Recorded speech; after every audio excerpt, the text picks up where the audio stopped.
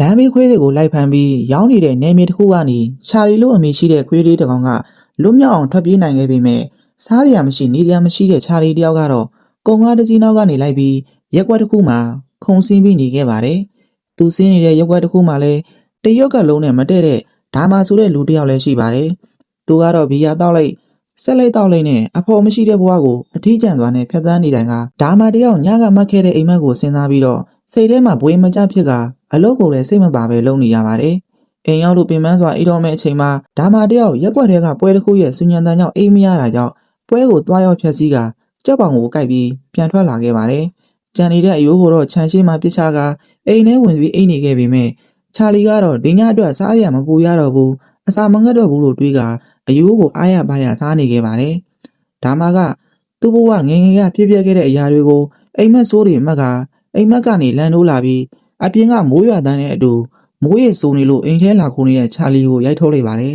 ။နောက်တနေ့မနက်မိုးလင်းလာတော့ချာလီကအိမ်ထဲကိုဝင်ပြီးသူ့ဖက်နှက်ကိုကိုက်နေတဲ့ချာလီကိုထပ်ပြီးမောင်းထုတ်ခဲ့ပါသေးတယ်။ဒါမှကဗိုက်စာလိုအပြင်ကိုလမ်းထွက်ရှောင်နေစဉ်ချာလီကလည်းထက်ချက်မခွာဒါမှနောက်ကိုလိုက်နေတာကိုသတိထားမိသွားပါတယ်။ဒါမှသတိထားလို့ပြန်လဲကြည့်တဲ့အချိန်စီကံမရှိမောင်းလာတဲ့ဆိုင်ငယ်က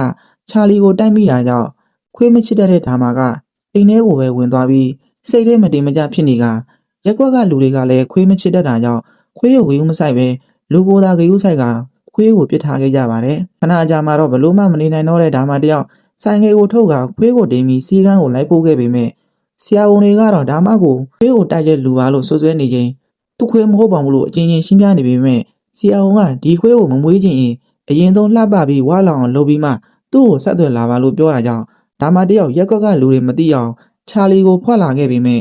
ရက်ကွက်တွေကကလေးမလေးကမြင်သွားခဲ့ပါသေးတယ်။ညရောက်တဲ့အခါမှာတော့ချာလီရဲ့ဟောင်တန်တွေကြောင့်အိမ်မရဖြစ်ကမိုးလင်းလို့ကြီးမိကတိမ်လုံးရှုပ်ပွားနေတာကိုမြင်သွားတဲ့ဒါမှကချာလီကိုပန်းညံနဲ့ခေါ်သွားကပြစ်ထားခဲ့ပြီးအိမ်ပြန်ရောက်ပြီးခဏအကြာမှာတကားခောက်တန်ကြားလို့ဖွင့်ကြည့်က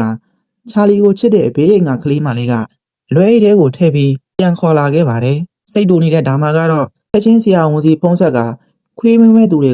ဘရော့လာမှလည်းမေးပေမဲ့ဆရာဝန်ကတော့အရင်ဆုံးခွေးကိုလှပနေအောင်ဝါလောင်အောင်အစာကျွေးထားဖို့ပဲထပ်ပြောပါတယ်။ဆရာဝန်နဲ့တွေ့ပြီးတော့ချာလီပုံတွေရိုက်ကခွေးမွေးသူတွေကိုပုံတွေပို့ပေးခဲ့ပါသေးတယ်။အမတယောက်ရဲ့အလုပ်ကပြန်အိမ်တကားကိုဖွင့်လိုက်တော့ချာလီတယောက်အိမ်ထဲမှာရှုပ်ပွားထားတာကိုမြင်တော့ဒါမှကစိတ်တူပြီးလိုက်ရိုက်နေတဲ့ချိန်ခွေးမွေးမဲ့သူတွေကနောက်ကရောက်လာပြီးချာလီရဲ့အဖြစ်အပျက်ကိုမြင်သွားကမမွေးတော့ပဲထွက်သွားခဲ့ပါတယ်။ဒါမှကဆရာဝန်ကိုချက်ချင်းဖုန်းထက်ဆက်ပြီးမွေးသားဖို့ရှာခိုင်းပေမဲ့ဆရာဝန်ကတော့ခွေးမွေးသားဖို့အတွက်ဆိုရင်လိုင်စင်ရှိဖို့လည်းလိုတယ်လို့ပြောတာကြောင့်ချက်ချင်းပဲချာလီကိုလိုင်စင်သွားလုပ်ပေးခဲ့ပါတယ်။လိုင်စင်လုပ်ပေးမဲ့သူတွေကတော့မေကွန်းနဲ့အများကြီးမေးနေတာကြောင့်ဘာမေကွန်းတစ်ခုမှမမေးပဲချက်ချင်းလုပ်ပေးပါလို့ပြောတာကြောင့်ဆရာမတွေကချက်ချင်းပဲလိုင်စင်ကိုထုတ်ပေးခဲ့ပါတယ်။ချာလီရဲ့ဟောင်တန်တွေကြောင့်ဒါမှတယောက်စိတ်တူပြီးအိမ်ထဲကနေအပြင်ထွက်လာပြီးချာလီကိုစူပူနေချိန်မှာပဲဒါမှတယောက်ရုတ်တရက်မြေကြီးပေါ်ကိုလဲကျသွားခဲ့ပါတယ်။ချာလီရဲ့အကူကြီးနဲ့စီးရုံကားဖို့ရောက်ကချာလီတယောက်ကတော့မရက်မနာပဲသူ့သခင်ဒါမှရဲ့ရေးပေါ်ကားနောက်ကိုအန်တရရီကြားကနေစီးရုံအထိလိုက်လာကဆရာဝန်တွေကဒါမှကိုမိသားစုဝင်နေမရှိဘူးလားလို့မင်းနေတဲ့အချိန်နောက်တနေ့မှဒါမှအိမ်ကိုခွေးမွေးမဲ့သူတွေကလာခေါ်နေတဲ့အချိန်ချာလီရဲ့မျက်လုံးတွေကဝမ်းနေစရာကောင်းနေပေမဲ့ဒါမှကလည်းအရင်လိုပဲအထီးကျန်တာတယောက်တည်းနေသွားရပါတော့တယ်။ဒါမှတယောက်ချာလီမရှိတော့တဲ့အချိန်ကစလို့အလုပ်ထဲမှာလည်းဒေါသတွေနဲ့ပေါက်ကွဲနေရက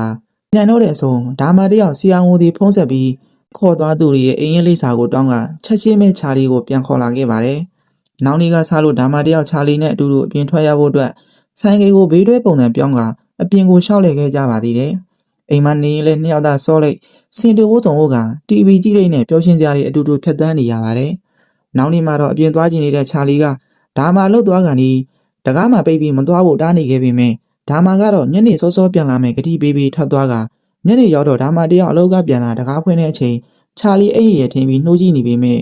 နေမကောင်းတာဖြစ်တဲ့အတွက်ကြောင့်ချက်ချင်းပဲချာလီကိုဆေးရုံပို့ပေးခဲ့ပါတယ်။ဒါမှကဆရာဝန်ကိုချာလီဘာဖြစ်တာလဲမေးတော့ဆရာဝန်ကတော့ချာလီရဲ့ခွေးမျိုးရိုးယောဂဖြစ်နေတယ်လို့ပြောကဒါမှကဆေးထိုးဆေးတော့လို့ရင်ပျောက်လာမေးလိုက်တော့ချာလီရဲ့ယောဂဟာဓာတုဆေးကြောင့်ဖြစ်ပြီးနောက်ဆုံးကင်ဆာအဆစ်ဖြစ်နေပြီလို့ပြောကချာလီရဲ့နောက်ဆုံးအချိန်ဖြစ်နေတာကြောင့်သူ့ကိုပျော်ရွှင်စရာအချိန်ကြီးပဲပေးပါလို့ဆရာဝန်ကပြောလိုက်ပါတယ်။ဒါမှတယောက်ချာလီကိုကြည့်ရင်ပျော်ရွှင်စရာအချိန်တွေကိုဘလို့ဖန်တီးပေးရမလဲစဉ်းစားနေရင်ချာလီဟာ TV မှာသူ့အမြဲကြည့်ပြီးတွားကြည့်နေတဲ့နေရာကိုမြင်ပြီးတော့ပျော်ရွှင်စွာကောက်ကုန်နေတာကိုဒါမှကသိသွားပြီး ချက်ချင်းပဲအဲ့ဒီနေရာကိုတွားရောက်ပို့ပေးဖို့အတွက်ဆုံးဖြတ်ပြီးတွားဖို့အတွက်ပြင်ဆင်ကြပါတယ်။ဒီကတော့သူ့ရဲ့ရိတ်ခါအပြည့်စုံဖြစ်တဲ့မြင့်မှန်ခွတ်သူတော့ရမယ့်စီးပိုးတွေနဲ့အတူအစင်သစ်ဖြစ်နေခဲ့ပါပြီ။ဒါမှကလည်းဆိုင်ကယ်ကိုအမှန်ကန်ပြင်ဆင်ကနောက်တစ်နေ့မှခီးထွက်ခွာလာခဲ့ပါတယ်။ချာလီကိုအရန်ချစ်တဲ့ဘေးအိမ်ကကလေးလေးကချာလီကိုရေတွေနဲ့မစော့ဖို့အတွက်ဒါမှကိုသတိပေးလိုက်ပါတယ်။ဒါမှနဲ့ချာလီတို့နှစ်ယောက်သားမိုင်ပေါင်း1000ကျော်ခီးကိုဆက်လာခဲ့ပြီးမြဲချာလီသွားကျင်တဲ့နေရာကတော့အရန်ကိုဝင်းလုံးနေပါသေးတယ်။ဘုံကဖုံးဆက်လာပြီးချာလီကိုငယ်ငယ်ကဓာတုဆေးထိုးသွင်းတဲ့လူရဲ့လိပ်စာကိုဒါမှကိုပို့ပေးခဲ့တာကြောင့်ဒါမှဟာချက်ချင်းပဲသွားရောက်ပြီးမြေမျိုးပြစ်ခဲ့ကပြန်ထွက်လာခြင်းဒီသတင်းကိုလိုင်စင်ထုတ်ပေးသူတွေကချက်ချင်းသိသွားပြီးဒါမှကိုလည်းခွေးတွေနှိမ့်ဆက်နေတဲ့လူတို့ထင်ကဒါမှနောက်ကိုချက်ချင်းပဲစုံစမ်းစစ်ဆေးဖို့လိုက်ခဲကြရကနေဒါမှဟာအခုလိုလုပ်တဲ့သူမဟုတ်မှန်သိသွားတာကြောင့်လိုင်စင်ထုတ်ပေးသူတွေကသတင်းစာမှာထည့်ပေးချင်တာကြောင့်ဒါမှနဲ့ချာလီတို့ကိုပုံရိုက်ကသတင်းစာထုတ်ပြန်ခဲ့ပါတယ်ဒါမှကလည်းရှိသမျှကုန်ထုတ်ရောက်က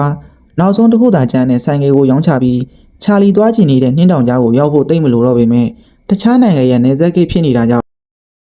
ဒါမှတို့စီးလာတဲ့ကားကိုစစ်သားတွေကတားဆီးပြီးစစ်ဆေးမှုပြုလုပ်ရာကနေဒါမှကလည်းကားပေါ်ကဆင်းလာပြီးစိတ်တူပြီးစစ်ဆေးမှုပြုလုပ်နေတဲ့စစ်သားနဲ့စကားများရာကနေစစ်သားခေါင်းဆောင်ကရောက်လာပြီးချာလီနဲ့ဒါမှတို့ကိုခေါ်သွားက